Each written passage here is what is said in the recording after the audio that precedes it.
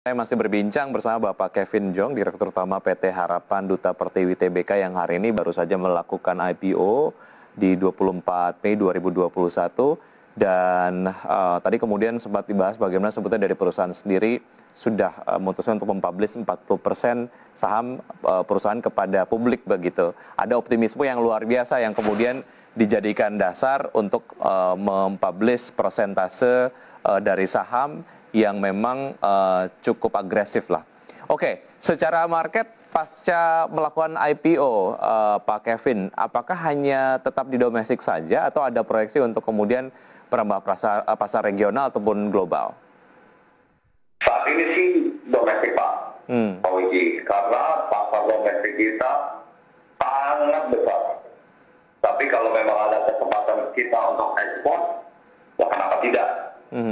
Seperti itu, tapi kita akan fokus di domestik.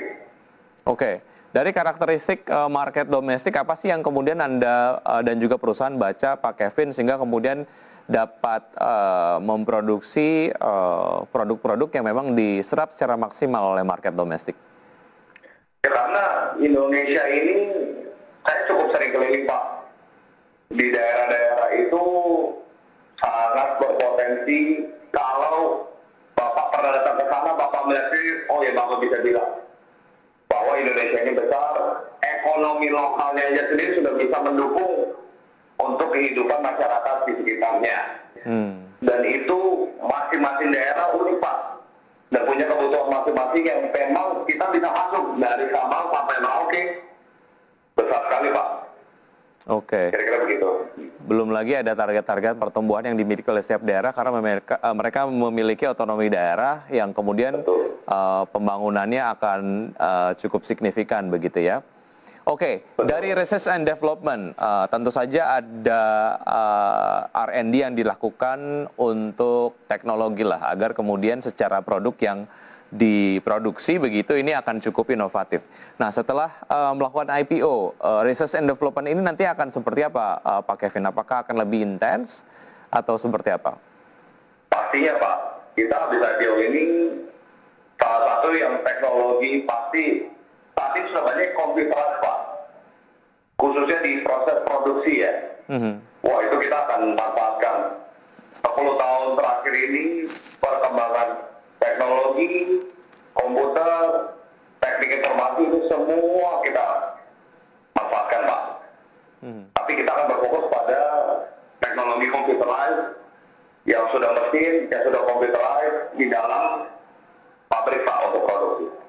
Oke, ya. Anda tadi menyampaikan ada produk-produk karoseri untuk truk yang memang membutuhkan cold storage di belakangnya begitu ya, dan ini juga tentu saja memiliki memerlukan pengetahuan yang memang di luar kebiasaan lah begitu, karena secara variasi dari produk sendiri ini akan merambah ke market-market yang memang belum tercater sebelumnya. Nah, ceritanya mungkin Anda bisa sampaikan waktu itu research and development-nya seperti apa untuk dapat memproduksi produk-produk seperti tadi, Pak Kevin?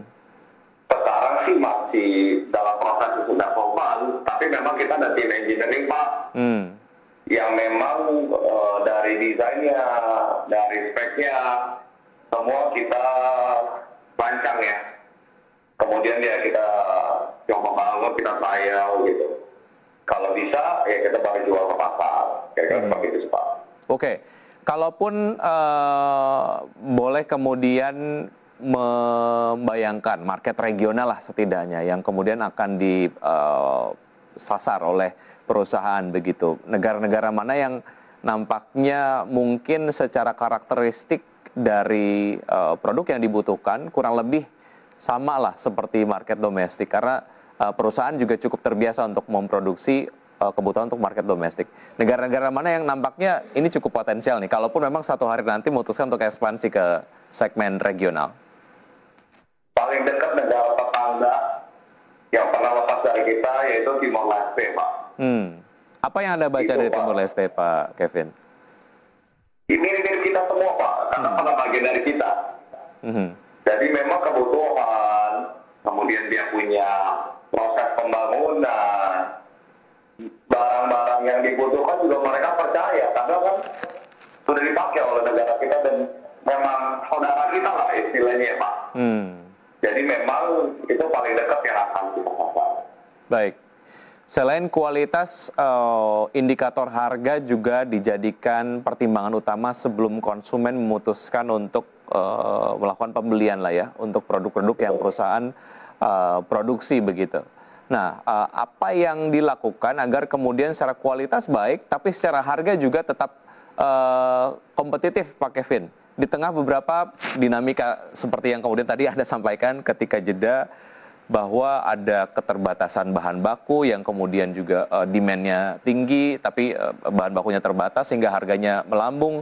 Di satu sisi harga juga tetap ingin bersaing. Nah, bagaimana Anda bisa juggling hal-hal ini, Pak Kevin? Ya, seperti tadi saya juga sampaikan Pak, yang modal kerja ini salah satunya kita bisa pakai untuk stok bahan baku. Contoh seperti besi saat ini harganya melambung sangat tinggi Pak. Dikarenakan ekonomi sudah mulai pulih, demand tinggi, membuat harga besi sangat tinggi. Sehingga ketika kita punya aset dana seperti sekarang, kami bisa stok bahan baku Pak. Stok bahan baku aja sudah membuat kita unggul dari HPT ya. Sehingga kita bisa menjual harga lebih kompetitif Pak. Jadi itu akan salah satu strategi yang akan kita lakukan juga. Baik. Pak Kevin, sebagai pertanyaan penutup, harapan Anda untuk kondisi investasi dan juga ekonomi di Indonesia seperti apa? Saya rasa sih Indonesia ini kita optimis sekali Pak. Potensi sangat besar, asal didukung oleh pemerintah, oleh regulasi yang konsisten, yang baik, ya kan? Karena memang kalau Bapak lihat saat ini ketika lagi pandemi, contohnya anak-anak mudanya banyak berinvestasi di saham. Kemudian kalau nggak investasi saham, bikin startup Pak. Kami Pak, jadi potensinya kita sangat baik. Di iklim investasi, di iklim bisnis, selama kita didukung oleh pemerintah, yang sudah didukung selama ini dan tinggal diteruskan aja Pak. Baik. Dengan peraturan yang konsisten, tapi potensi bagus Pak.